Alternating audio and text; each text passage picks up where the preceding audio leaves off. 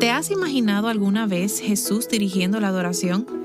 Nancy DeMoss Wolgemuth encuentra esta imagen en el Salmo 22. Escucha, la cruz no fue una idea tardía que se le ocurrió a Dios después que Adán y Eva pecaron y dijo, ups, ¿y ahora qué vamos a hacer?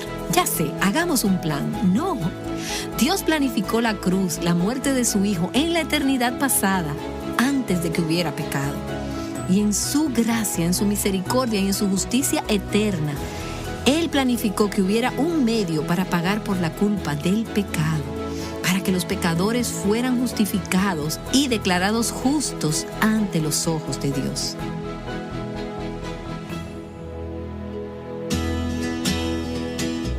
Estás escuchando Aviva Nuestros Corazones con Nancy DeMoss Wolgemuth, autora de El cielo gobierna, en la voz de Patricia de Saladín. Hoy, 28 de marzo de 2024.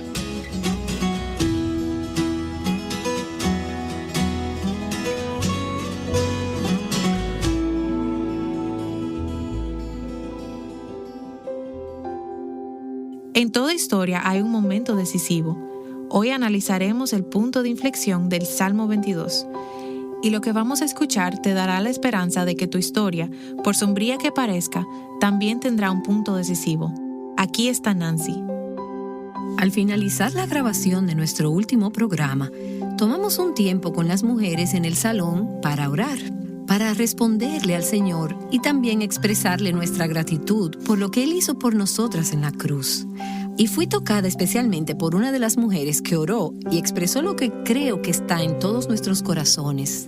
Y es esto: Señor, si tú hiciste esto por nosotros, ¿cómo es que continuamos pecando? Si ese fue el precio que tú pagaste por nuestro pecado, ¿por qué sigo volviendo a ese pecado? ¿Por qué no le doy la espalda y lo echo fuera de una vez y por todas? ¿Por qué juego con él? Y esa es la pregunta correcta. Pienso que si viviéramos en una forma alerta y consciente de lo que Cristo hizo por nosotros en la cruz, la vergüenza que Él cargó, la ira de Dios sobre Él, la copa llena del juicio de Dios que Él bebió hasta la última gota por nuestro pecado, ¿cómo podríamos nosotras tomar el pecado tan a la ligera? Creo que uno de los problemas que algunas de nosotras tenemos es que hemos escuchado esta historia demasiadas veces y estamos demasiado familiarizadas con ella. Desde que tengo uso de razón, conozco el Evangelio de Cristo.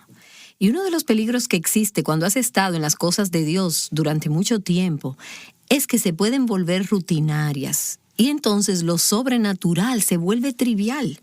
Ahora, no es trivial de ninguna manera y nunca lo será. Siempre será la asombrosa cruz. Pero yo creo que a veces nuestros ojos están velados. Y durante este tiempo que muchos llaman la Cuaresma, me encuentro a mí misma tratando de preparar mi corazón para este fin de semana, el domingo de Pascua, el Viernes Santo y el domingo de Resurrección. Y debo confesar que me encuentro a mí misma a veces sintiéndome insensible dentro de todo este asunto y pidiéndole al Señor: ¿me podrías dar un sentido fresco de la maravilla de todo esto? Lo que pasaste y todo lo que hiciste y por qué lo hiciste. Y no estoy donde quisiera estar al respecto. La pasión en mi corazón hacia Cristo y mi amor por Él no están ni cerca de donde deberían estar. Pero pienso que una de las formas de encender esa llama en mí es tomar pasajes como el Salmo 22 y leerlo cuidadosa y repetidamente. Leerlo en meditación y comprensión de lo que estoy leyendo. Eso es lo que Jesús hizo. Ahora estamos ya concluyendo la segunda mitad del Salmo. Dijimos que este Salmo tiene dos partes. La primera es ese clamor intenso de angustia del Salvador sufriente. Y mientras nos acercamos al versículo 19 en el día de hoy, todavía podemos ver a Cristo en la cruz, en esa oración profunda, persistente y en una serie de clamores de urgencia. Y Él ha hablado acerca de toros fuertes que le rodean y otros que abren sus bocas contra Él como un león rugiente. Habló acerca de ser derramado como agua y todas las circunstancias por las que está pasando con toda esta multitud cercándole y sin encontrar ayuda. Y luego llegamos al versículo 19 y Él solo repite el clamor que vimos antes, donde todo lo que Él quiere es que Dios venga y le ayude y esté cerca de él. Así que dice en el versículo 19, mas tú, Jehová, no te alejes. Y hemos visto esto como el tema de este salmo. Él comienza diciendo, Dios mío, ¿por qué me has abandonado? ¿Por qué estás tan lejos de mi salvación? Y él dice aquí de nuevo, pero tú, oh Señor, no estés lejos. Fuerza mía, apresúrate a socorrerme. Y aquí vemos a Jesús como hombre, quien llevó nuestros pecados, el Cordero sustituto, abandonado, sin fuerzas, suplicándole a Dios por fuerzas y por ayuda. Él no tenía ninguna fuerza en sí mismo, y no tenía a nadie que le ayudara. Así que él clamó, pero tú, oh Señor, no estés lejos.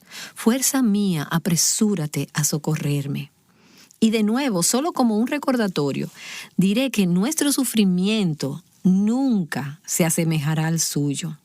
El peor sufrimiento por el que podamos pasar, en comparación con el sufrimiento de Cristo, es una aflicción ligera y momentánea.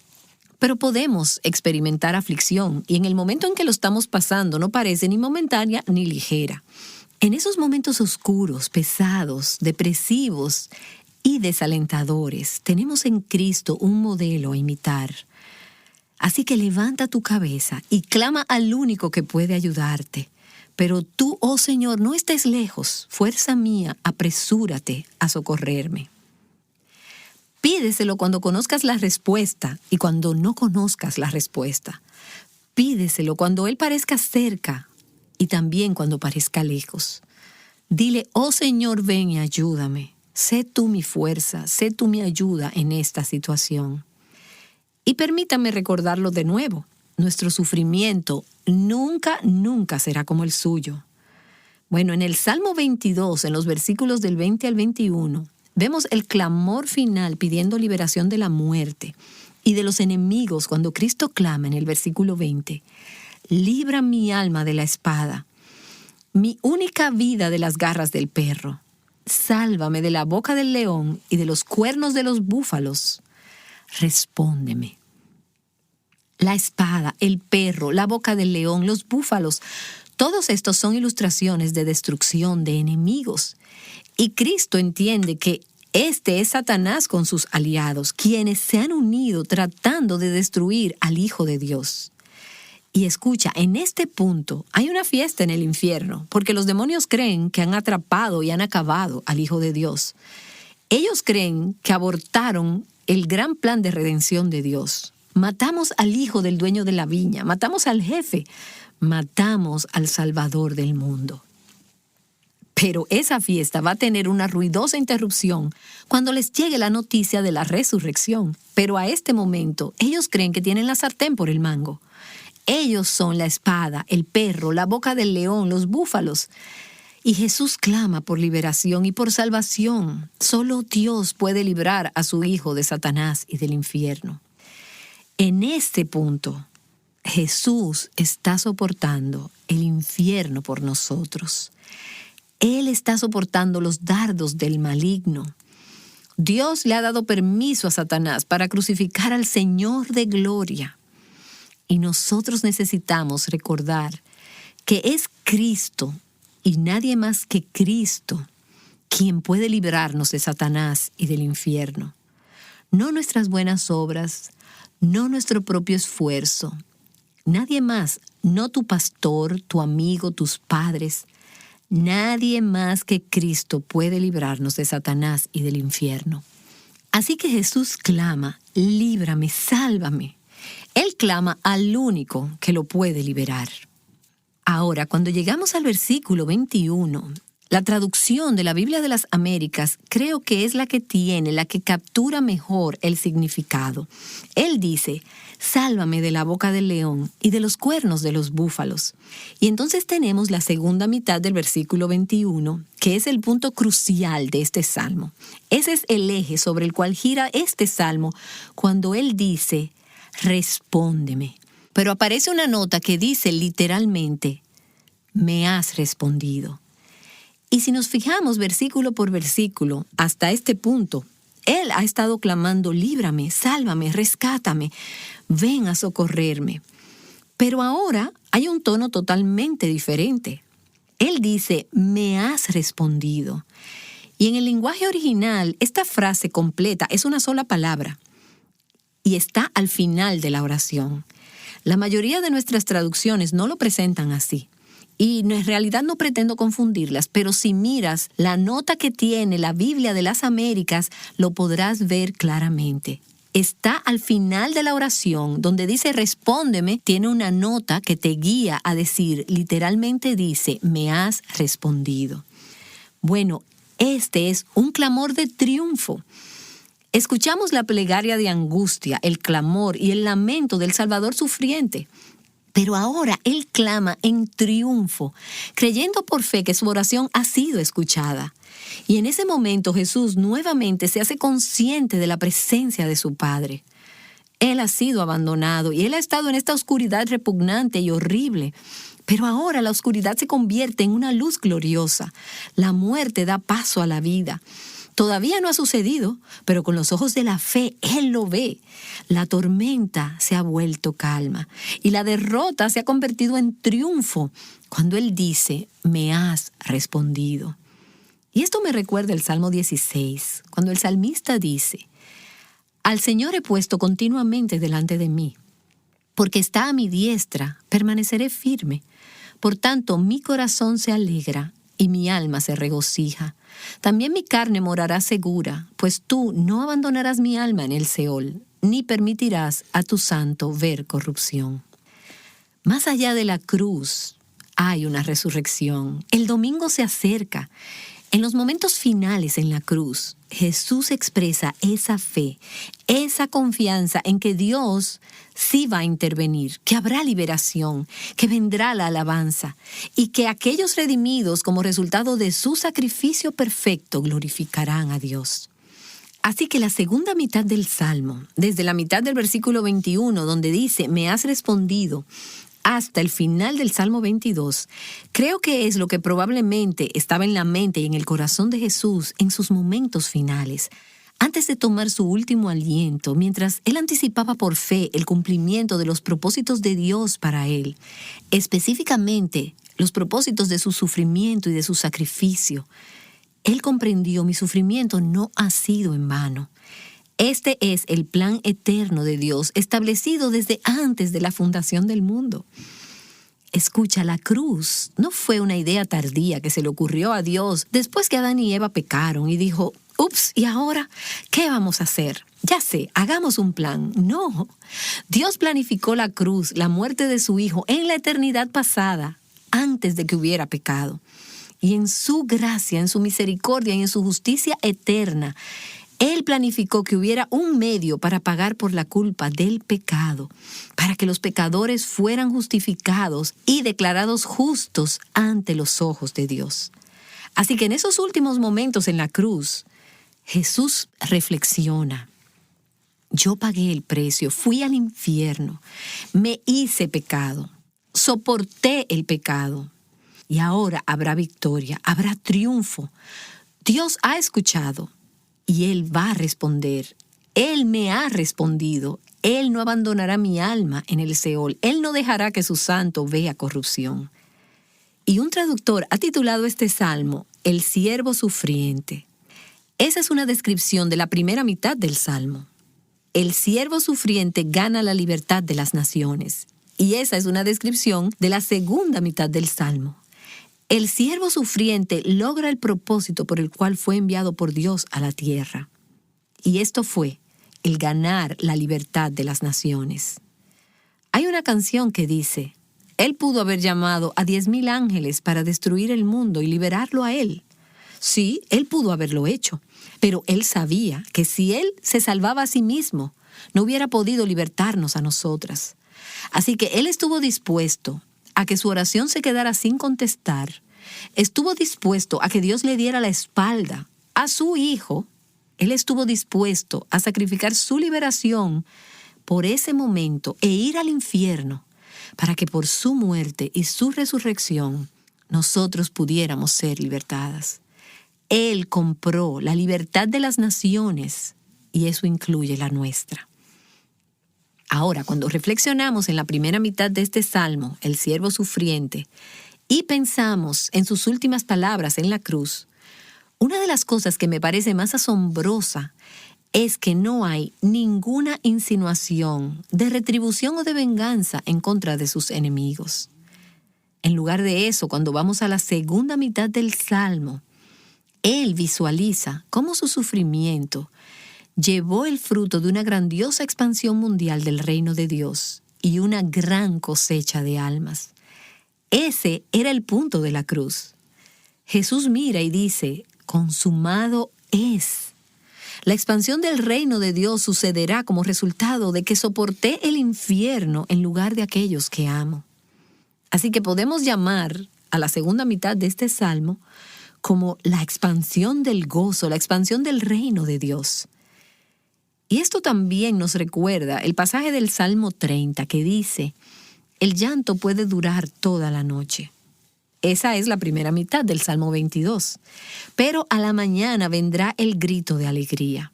Esta es la segunda mitad del Salmo 22. Llanto en la noche, pero gozo en la mañana. Hay gozo para el pueblo de Dios que ha sufrido, y hay gozo para aquellos que escuchan el Evangelio y creen como resultado de lo que Cristo hizo en la cruz. Por fe, Jesús anticipa la resurrección. Él visualiza la expansión del Evangelio, un círculo interminable de bendición para el mundo entero, un círculo creciente de adoración y una congregación de hijos e hijas de Dios. Él murió para llevar muchos hijos a la gloria. Y esta creciente congregación. Y aquí hay 3 círculos concéntricos que puedes ver en la congregación creciente de creyentes en esta segunda mitad del Salmo. Y permíteme darte primero una visión panorámica y luego lo veremos en detalle. Primero, en los versículos del 22 al 24, él ve que el Evangelio es proclamado a los judíos, sus propios hermanos. Luego, en los versículos 25 al 29, él ve la expansión de la proclamación del Evangelio del reino de Dios a los gentiles, que son aquellos fuera del pueblo escogido de Dios. Y por último, en los versículos del 30 al 31, vemos una expansión más amplia del reino de Dios y del Evangelio hacia futuras generaciones, es decir, aquellos que aún no han nacido. Así que la razón por la que vemos a Jesús visualizando y glorificando a Dios es por la expansión del reino de Dios y la proclamación del Evangelio. Ahora, en el tiempo que nos queda, vamos a ver la primera parte y mañana veremos el resto del Salmo.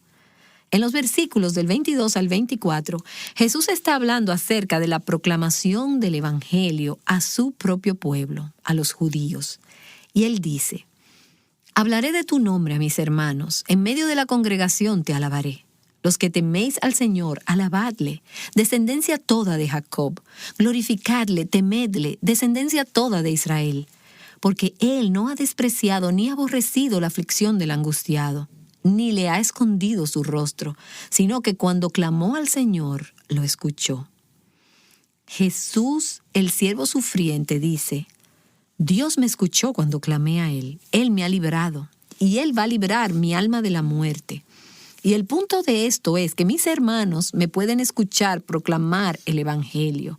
Ellos se pueden arrepentir, pueden creer y ser liberados del pecado como resultado del sacrificio que ya hice. Y me encanta el versículo 22, donde Jesús dice, todavía orando, hablaré de tu nombre a mis hermanos, en medio de la congregación te alabaré. Y aquí tenemos a Jesús, como siempre, pensando en los demás, pensando en su iglesia.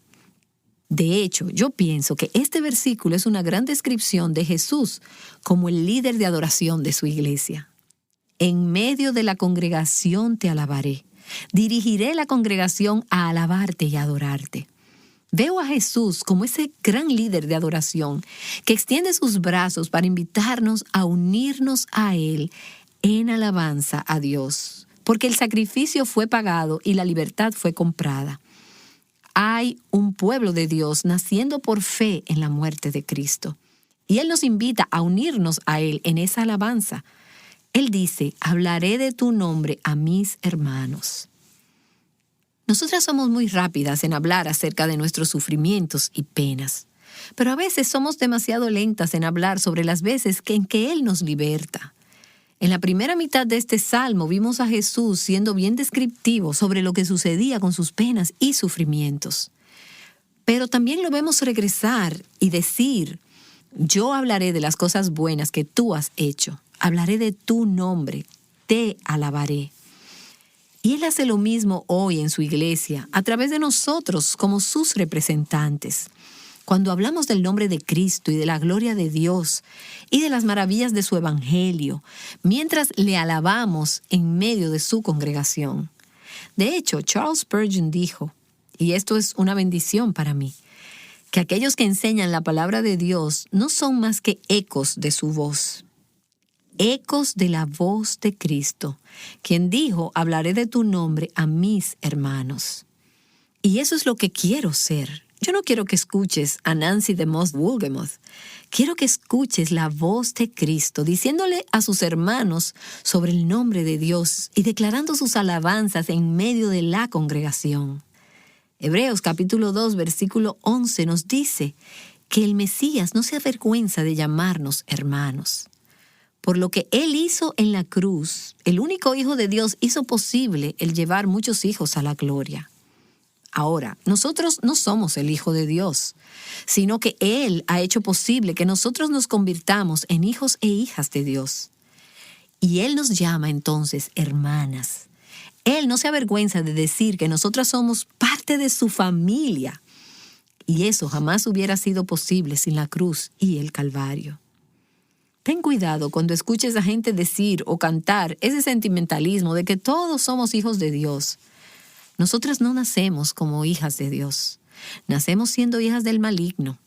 Pero por medio de lo que Cristo hizo en la cruz por nosotros, cuando nos arrepentimos de nuestros pecados y ponemos nuestra fe en Él, entonces podemos nacer dentro de la familia de Dios. Pero a todos los que le recibieron, les dio el derecho de llegar a ser hijos de Dios, es decir, a los que creen en su nombre. Y ahora Él se levanta en medio nuestro y nos da la bienvenida a una celebración.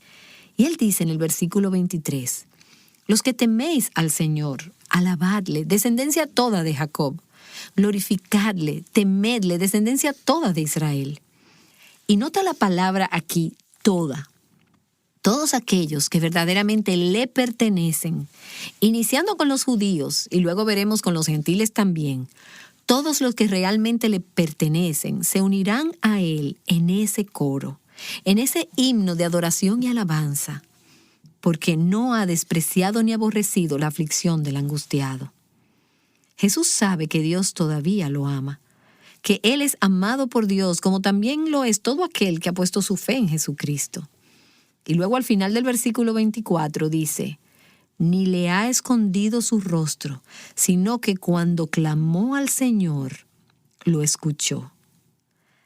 Ahora, hace unos días estuvimos viendo el versículo 2, donde Él dice, Dios mío, de día clamo y no respondes, y de noche, pero no hay para mí reposo.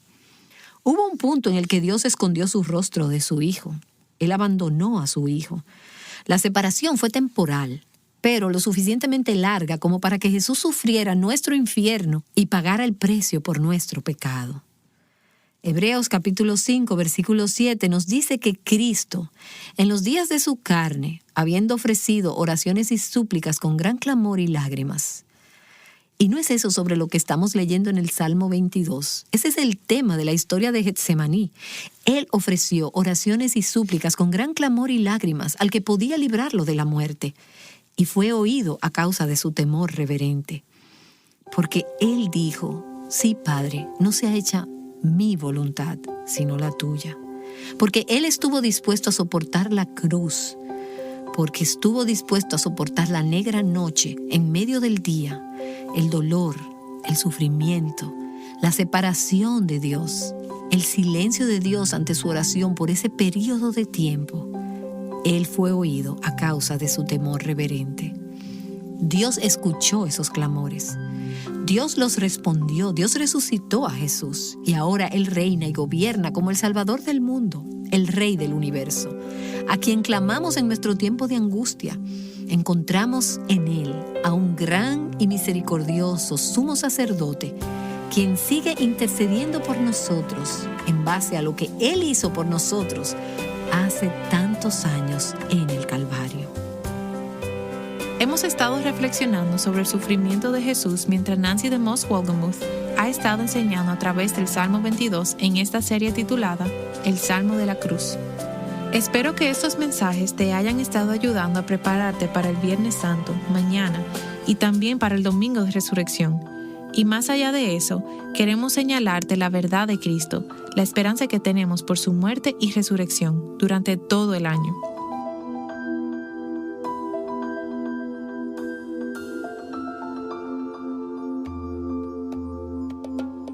Bueno, tengo 2 palabras para ti. Consumado es. ¿Pero qué quiere decir eso? Nancy nos dará la respuesta mañana. Te esperamos. Creciendo en Cristo, juntas, Aviva Nuestros Corazones es un ministerio de alcance de Revive Our Hearts.